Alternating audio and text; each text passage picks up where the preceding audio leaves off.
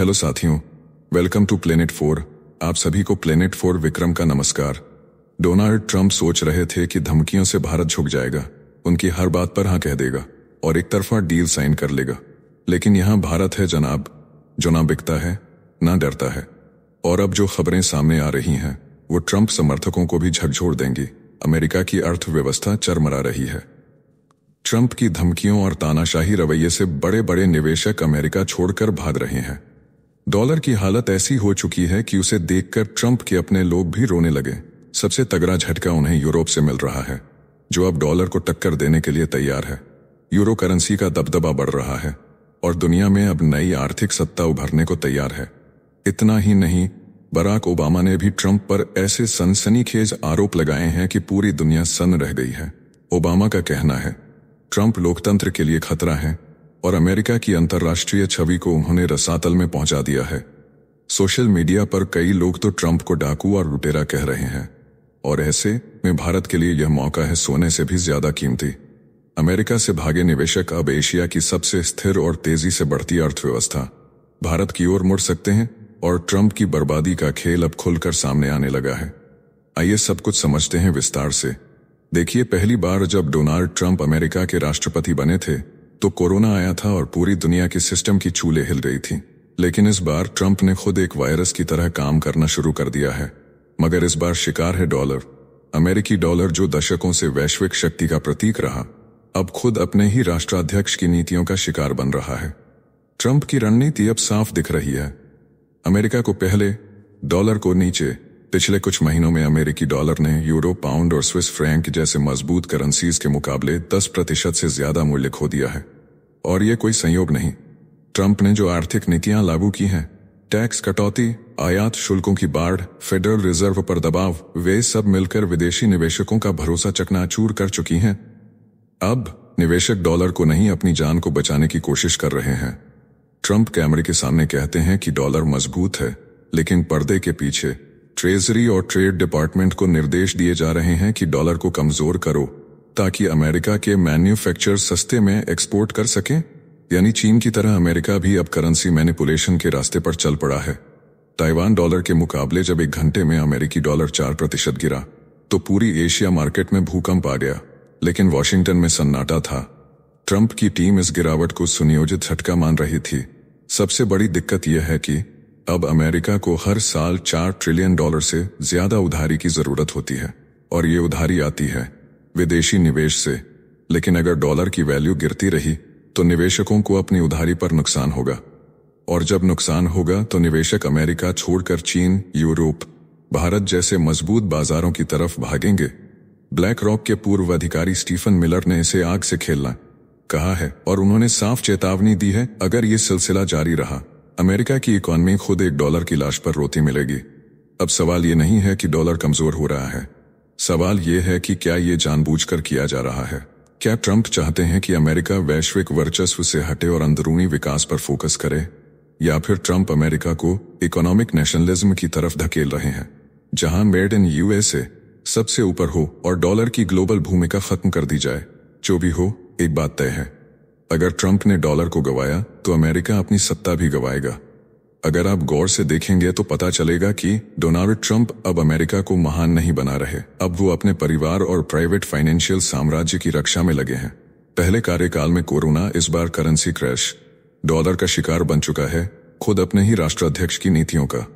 उधर gold, bitcoin और foreign currency hedging को खुली छूट, यानी ट्रंप जानबूझकर डॉलर को दरकिनार कर रहे हैं। अब उनका सपना ये नहीं कि मेक अमेरिका ग्रेट अगेन, बल्कि ये है कि make my wealth safe for ever.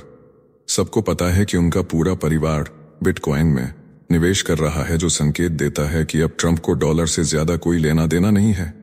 Donald Trump के आने के बाद अमेरिकी बाजार एक स्थिर इकॉनमी नहीं, बल्कि धमकी आधारित सट्टा बाजार बन चुका है। हर दिन ट्रंप कोई बयान देते हैं और उसी से बाजार ऊपर नीचे होता है। CFTC के अनुसार मार्च से डॉलर के खिलाफ शॉर्ट पोजीशन बढ़कर 15.9 अरब डॉलर तक पहुंच चुका है। बैंक ऑफ अमेरिका ने साफ कहा, पिछले 20 वर्षों में पहली बार इतने बड़े पैमाने पर फंड मैनेजर डॉलर से बाहर निकले हैं। यानी अब निवेशकों को डॉलर नहीं, ट्रंप का मूड ज्यादा देखना पड़ता है। सोचिए, मोदी जैसी ग्लोबल रेटिंग एजेंसी ने अमेरिका की AAA रेटिंग तक छीन ली।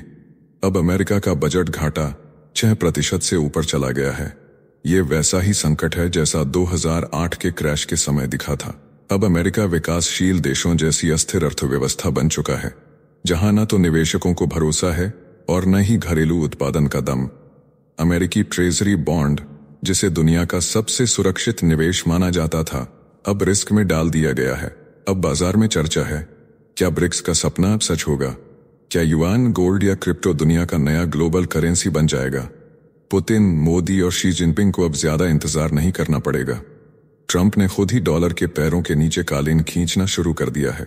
अब ये बात साफ हो गई है कि ट्रंप को ना अमेरिका से मतलब है, ना डॉलर से, सिर्फ अपने फायदे से है। ट्रेजरी, फेडरल रिजर्व और वॉल स्ट्रीट, सभी को ट्रंप एक प्राइवेट इन्वेस्टमेंट टूल बना चुके हैं। ट्रंप प्रशासन सिर्फ उस दिशा में फैसले ले रहा है जहां उनके परिवार और निजी निवेशकों का फायदा हो। डॉलर की नियति अब फॉरेन इन्वेस्टर्स की कृपा पर टिकी है, जो किसी भी दिन मुंह फेर लें और अमेरिका एक आर्थिक ज्वालामुखी में गिर जाए। कुल मिलाकर देखा जाए तो ट्रंप डॉलर को कमजोर करके अमेरिका को नहीं, अपने फाइनेंशियल नेटवर्क को मजबूत कर रहे हैं। विश्लेषकों का मानना है कि ट्रंप अमेरिकी बाजार में जहर फैला रहे हैं। ट्रंप प्रशासन की टैरिफ नीति अब एक मजाक बन चुकी है। कभी टैक्स बढ़ाना, फिर रोक देना, फिर अचानक लागू कर देना, फिर अचानक लागू कर देना। यह बाजार के लिए जहर बन चुका है। कैलिफोर्निया यूनिवर्सिटी के प्रोफेसर बैरी आइकेन ग्रीन ने साफ कहा है, अनिश्चितता बाजार का सबसे खतरनाक दुश्मन है।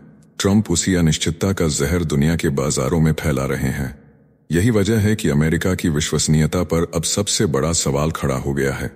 अप्रैल 2025 में ट्रंप के बयान से अमेरिकी शेयर बाजार, ट्रेजरी बॉन्ड और डॉलर तीनों एक साथ गिर गए। यह घटना अमेरिका के आर्थिक इतिहास में पहली बार हुई है, जो ये बताने के लिए काफी है कि अब अमेरिका में कुछ भी स्थिर नहीं रहा। यूरो अब 11.5% तक मजबूत हो चुका है। डॉलर की गिरती साख ने यूरोप को मौका दे दिया है कि वो खुद को अगली आर्थिक महाशक्ति के रूप में स्थापित करे। बैंक ऑफ अमेरिका की रिपोर्ट साफ बताती है, 2005 के बाद पहली बार वैश्विक फंड मैनेजर डॉलर से इतनी तेजी से दूर भागे हैं। अब यूरो सिर्फ एक करेंसी नहीं, बल्कि नई दुनिया की वित्तीय धुरी बनकर उभर रही है। यूरोप को रोकने के लिए ट्रंप उस पर टैरिफ लगा रहे हैं, नाटो में उसका बजट बढ़ा रहे हैं, लेकिन यूरोप अब रुकने वाला नहीं है। डॉलर को हमेशा से सेफ हेवन माना जाता था, यानी दुनिया का सबसे सुरक्षित निवेश। लेकिन अब वह धोखा बन गया है। जब बाजार में अमेरिका का बॉन्ड, डॉलर और स्टॉक्स एक साथ गिरते हैं, तो यह बताता है कि अब अमेरिकी अर्थव्यवस्था को कोई सुरक्षित नहीं मान रहा। डॉलर की छवि को सबसे बड़ा धक्का ट्रंप की नीतियों ने ही दिया है। ट्रंप की नीतियों ने अमेरिका को तो कमजोर किया ही है, लेकिन इससे बड़ा नुकसान यह है कि अब यूरोप वैश्विक शक्ति संतुलन में अमेरिका को टक्कर देने लगा है। अब विदेशी निवेशक अमेरिका को छोड़कर यूरोपीय बाजारों में बेहतर रिटर्न खोज रहे हैं। रणनीतिकार फ्रांसिस्को टेसोले की चेतावनी यही कहती है कि डॉलर की ताकत तो खत्म नहीं हुई है, लेकिन अब वह बेतहाशा ढह रही है। यानी ट्रंप अब अमेरिका के नहीं, बल्कि यूरोप के लिए काम कर रहे हैं, अनजाने में ही सही। अब देखिए, यूरोप के साथ साथ ट्रंप को भारत से भी परेशानी हो रही है। व्हाइट हाउस की प्रेस कॉन्फ्रेंस में डोनाल्ड ट्रंप ने कहा कि वह भारत के साथ जीरो ट्रेड बैरियर वाला समझौता चाहते हैं। उन्होंने खुद ही अपने बयान को अविश्वसनीय कहा। क्यों? क्योंकि यह संभव नहीं और वे खुलेआम व्यापारिक दबाव बनाना चाहते हैं। उन्होंने यह भी कहा कि भारत में व्यापार लगभग असंभव है, यानी भारत को बदनाम करके अपनी बात मनवाना चाहते हैं। ट्रंप इस वक्त पूरी तरीके से एक लुटेरा बन चुके हैं, जो भारत को किसी डाकू की तरह धमका रहे हैं।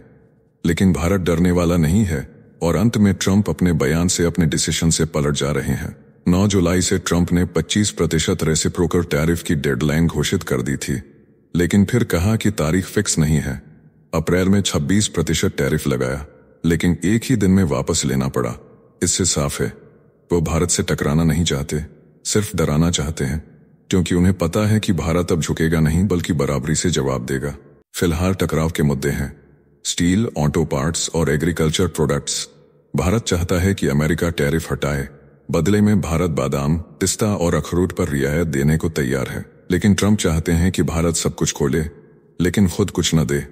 यही असमानता है जिसे भारत अब साफ साफ नकार रहा है। ट्रंप लगातार डेडलाइन बदल रहे हैं, टैरिफ लगाकर हटाते हैं, बयान देते हैं और पलट जाते हैं। बाजारों में भारी गिरावट होती है, मार्केट से उनका परिवार जमकर कमा रहा है, अमेरिका तबाह हो रहा है। लेकिन उन्हें फर्क नहीं पड़ता। दरअसल ट्रंप का असली मकसद है भारत को बार बार अस्थिर करके सौदेबाजी में मजबूर करना। लेकिन भारत अब वैसा नहीं रहा। उन्हें लगता है कि भारत और आतंकी पाकिस्तान एक ही कतार में खड़े होते हैं। लेकिन मोदी सरकार ने हर मंच पर साफ कर दिया है कि दबाव में कोई समझौता नहीं होगा। ट्रंप भले ही जोर लगा लें, लेकिन भारत ने दीर्घकालिक रणनीति बना रखी है। प्रधानमंत्री नरेंद्र मोदी और ट्रंप के बीच फरवरी में सहमति बनी थी कि शरद ऋतु 2025 तक फेज 1 डील पूरी होगी और 2030 तक व्यापार $500 बिलियन तक पहुंचेगा। भारत का लक्ष्य स्पष्ट है, शांति से व्यापार, गरिमा के साथ साझेदारी। डोनाल्ड ट्रंप जिस तरह से एक तानाशाह डाकू बनकर दुनिया को धमकी दे रहे हैं, उसे देखते हुए पूर्व राष्ट्रपति ओबामा ने बहुत बड़ा ऐलान कर दिया है।